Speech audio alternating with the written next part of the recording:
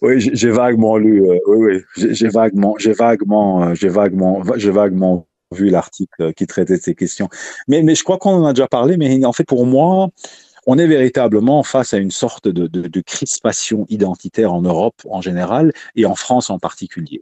Et cette crispation identitaire essaye de se rattacher à des symboles et des symboles qui, dans le fond, ne veulent pas dire grand-chose. C'est-à-dire qu'en fait, si tu veux, on n'arrive pas à définir qu'est-ce que l'identité française, qu'est-ce que le drapeau français, qu'est-ce qu'il incarne, quelles sont les valeurs qu'il incarne. Est-ce que, par exemple, enfin, je te prends un simple exemple, est-ce qu'un catholique français pratiquant qui est contre le mariage homosexuel et qui n'est pas d'accord, en tout cas, avec le mariage homosexuel, sans être un homophobe, est-ce qu'il incarne ce drapeau de la France, par exemple, tu vois? Donc, à un moment donné, qui définit cette identité? Alors moi, je dis pas qu'elle n'existe pas, je dis tout simplement qu'il y a un énorme problème de crispation identitaire et qu'à défaut de pouvoir définir à quoi renvoie, si tu veux, cette identité européenne, voire française, ben, inévitablement, elle se crispe contre ce qu'elle n'est pas. Ça veut dire que ce qui est visiblement ce qu'elle n'est pas.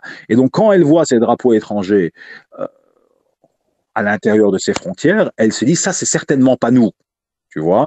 Et donc, il y a une sorte d'attaque contre ce qui n'est pas nous, à défaut de pouvoir définir d'une manière positive qui on est.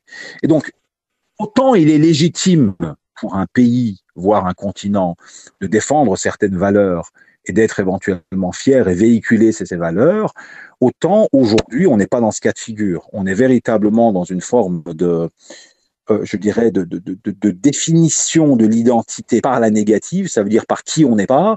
Et malheureusement, ici, il faut le dire, les musulmans jouent un rôle de bouc émissaire qui devient de plus en plus prégnant. Et malheureusement, selon moi, ici, on va aussi également vers une situation qui est assez dangereuse, où les musulmans vont devenir de plus en plus l'autre. Ça veut dire ce qu'on n'est pas.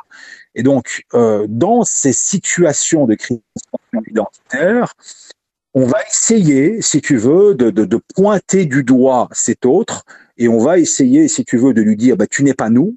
Et donc, on va se retrouver dans ces crispations auxquelles tu fais référence. Alors, les manifestations les plus stupides de cette crispation, c'est ce que tu es en train de décrire.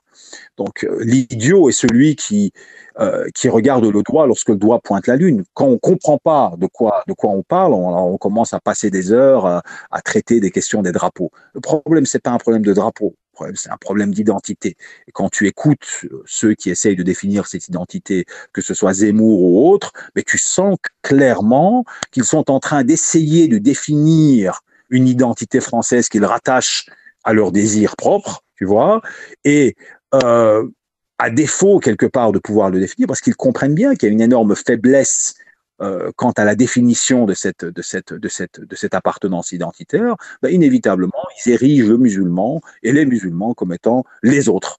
Et donc voilà dans quelle ambiance on se trouve aujourd'hui. Et je pense, moi personnellement, que c'est une époque qui est dangereuse, parce que l'Europe, en termes de civilisation et en termes de puissance politique et économique, perd un tout petit peu de sa prestance, c'est-à-dire que tu as d'autres acteurs qui commencent à monter, et proportionnellement à cette perte d'influence et à cette faiblesse grandissante, ben, les questions identitaires vont devenir de plus en plus fortes.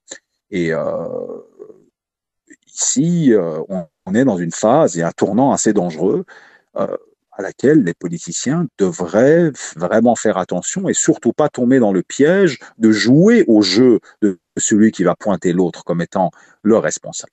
Et donc, autant je suis d'accord sur l'idée, on va dire, de penser et de réfléchir à la question identitaire et éventuellement la relier à un passé et à une histoire qui lui donne un sens, parce que celui qui n'a pas d'histoire peut difficilement créer son avenir, à moins de créer en fait une certaine idée du progrès qui transformerait le mouvement enfin en soi. C'est-à-dire en fait on progresse mais on ne sait pas vers quoi et on ne sait pas très bien de quoi on parle. Et c'est ce qui se passe avec les mouvements progressistes qui comprennent le progrès comme un mouvement tout simplement, comme un mouvement très difficilement définissable. D'ailleurs, tout un pan de politiciens qui jouent à ça. Hein. Tu sais, le mouvement de la République en marche, la première question que quelqu'un devrait se poser, c'est en marche vers quoi, tu vois, dans quelle direction, puisque si tu es en marche, ben, théoriquement, tu devrais être sur une route, ou, mais on n'en parle pas. Non, c'est la marche au nom de la marche, en fait, hein, tu vois. Et donc, je pense que ici, on est face à une question qui est vraiment éminemment importante, qui est la question justement de l'identité. Et elle est très mal abordée. Et elle est tellement mal abordée qu'on se rend compte que le discours qu'on pourrait considérer comme étant une sorte de stigmatisation du musulman au nom du fait qu'il appartienne à l'islam. Alors moi, je ne suis pas du genre à promouvoir ce discours victimaire. Attention, je ne suis vraiment pas dans cette... mais malheureusement, tu sens de plus en plus une crispation vis-à-vis de la visibilité de cette religion et on est en train de prendre un tournant dangereux. Alors autant il y a une remise en question qui est nécessaire de part et d'autre, mais autant pour moi, on est dans cette phase de crispation identitaire. Voilà. Je ne sais pas si j'ai pu répondre à ta question. Voilà.